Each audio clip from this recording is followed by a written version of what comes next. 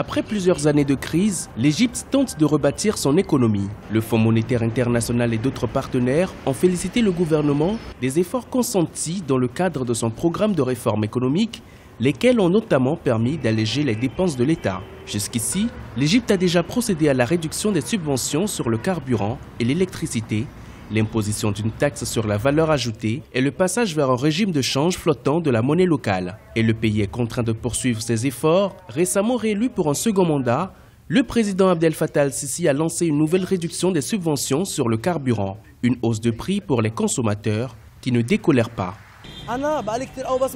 J'aimerais que cette mesure soit vraiment dans l'intérêt du citoyen. Sauf que jusqu'à présent, je ne vois pas les avantages pour les citoyens.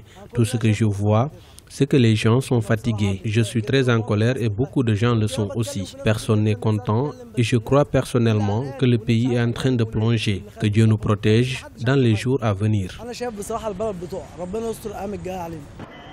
L'Égypte s'attend à une meilleure dynamique économique qui porterait la croissance à 6 et 7% dans les prochaines années.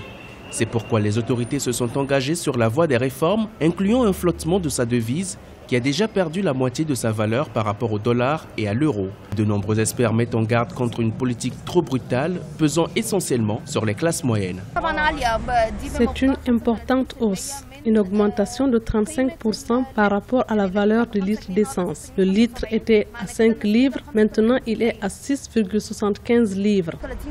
Pays de plus de 97 millions d'habitants, l'Égypte est plongée dans une crise économique depuis la révolution de janvier 2011.